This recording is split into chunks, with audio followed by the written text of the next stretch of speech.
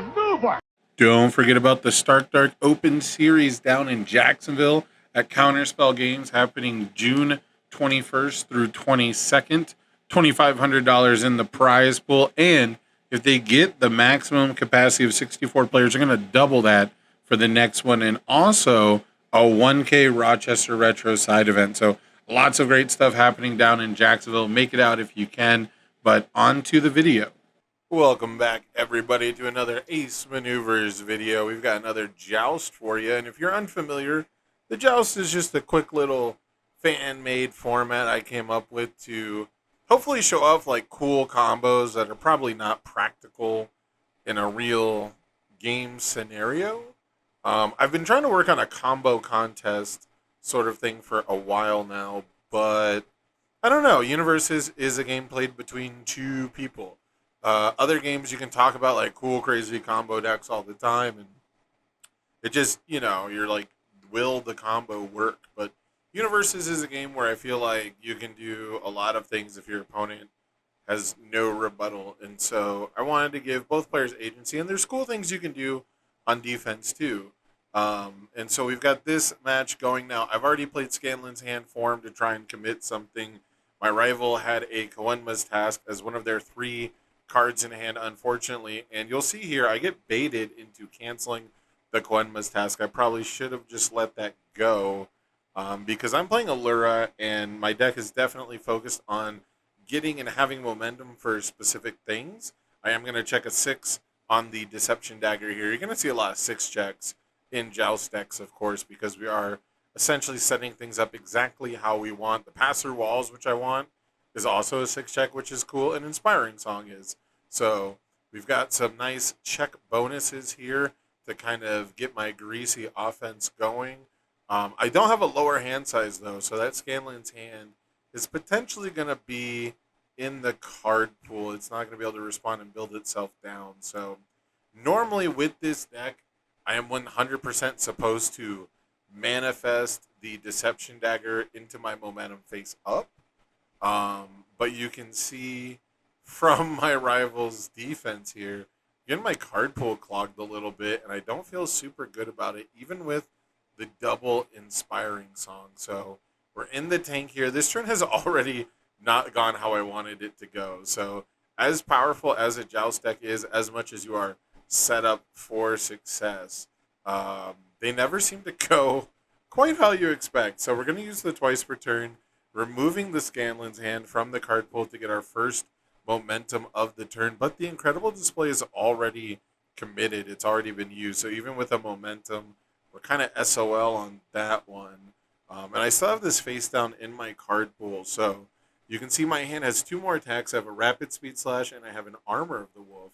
So it's going to be Manifest that gets played. I'm going to add this face down to my card pool, face up. Now, I can't do the twice per turn twice on the same attack, but next attack, I'll be able to remove that Manifest, be able to get a third momentum, and into Desperate Struggle. If I can get around this Desperate Struggle, if I can bait it out, maybe we can pull out the win. But you see the Dark Tournament Looms in my hand? Yeah, that was actually supposed to be the combo here. Now, a big part of me not going for it is Peak has the ability to build an additional foundation from some of those responses, right?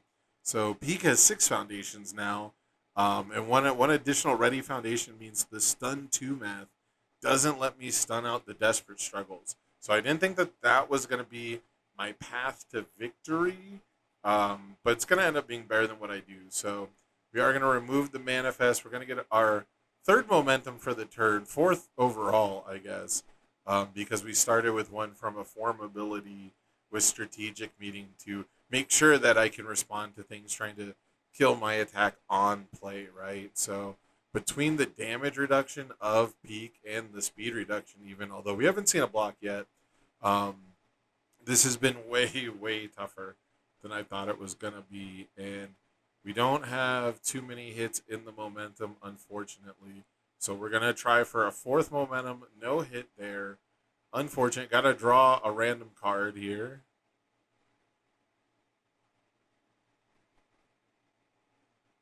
Yeah, and you see the stats. It's a one low for two. Peak Universes is something else, man. But we've got the inspiring songs gonna mill through, gonna chew through. Now I don't. What's crazy is I don't think this deck has another attack. I think it's only three attacks in the whole Joust deck. So if stun six, so that's the other thing is the Deception Dagger would give stun two to the Rapid Speed Slash, and then I could have added it back for another stun too. So it would have been pretty expensive, and I got thrown off by the card pool clogging, and I really didn't trust myself to do my normal combo with Dark Tournament Looms, and the Genkai's Guidance is going to be enough to shut down my turn. So how would you guys rank that? Was it creative? Was it exciting? Did I just get shut down so hard it didn't look very good at all? Because again, you got to remember these jousts are not necessarily about depleting the rival's health. It's about what was a cooler looking combo.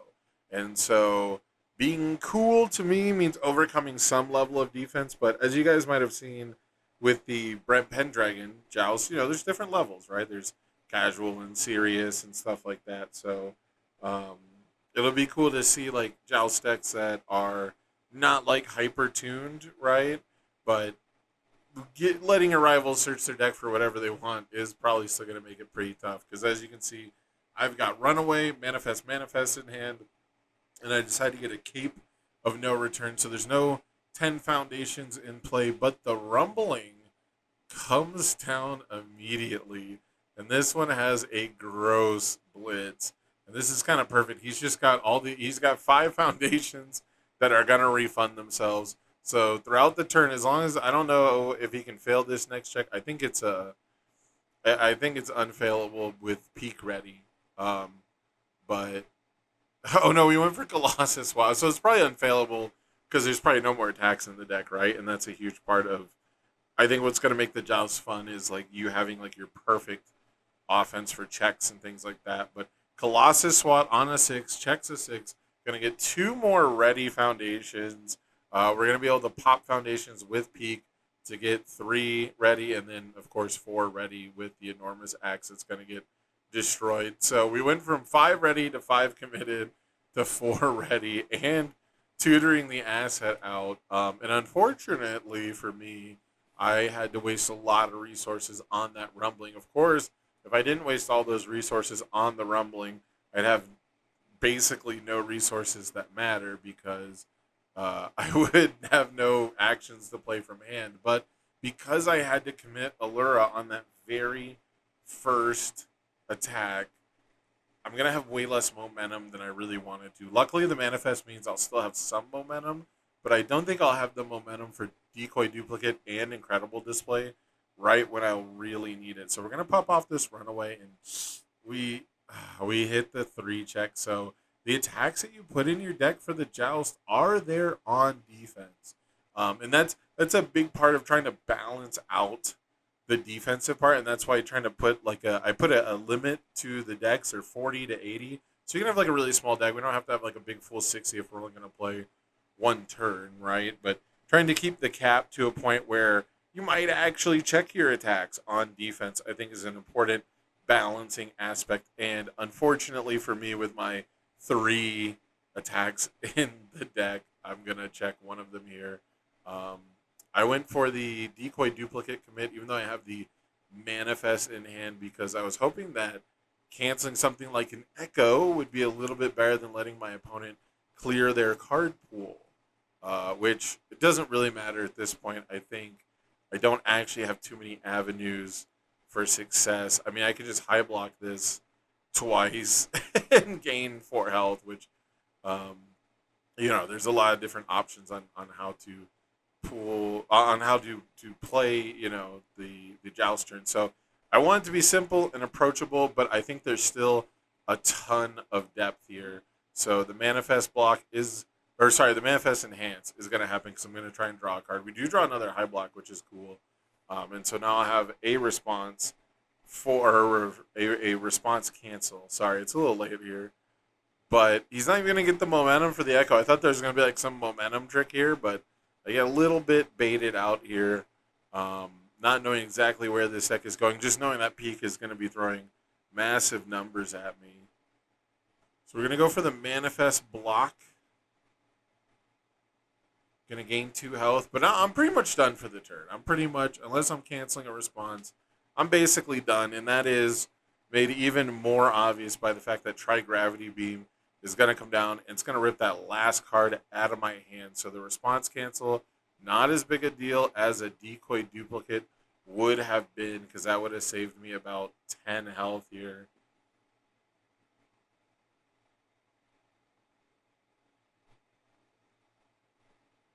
Unfortunate. No cards in hand.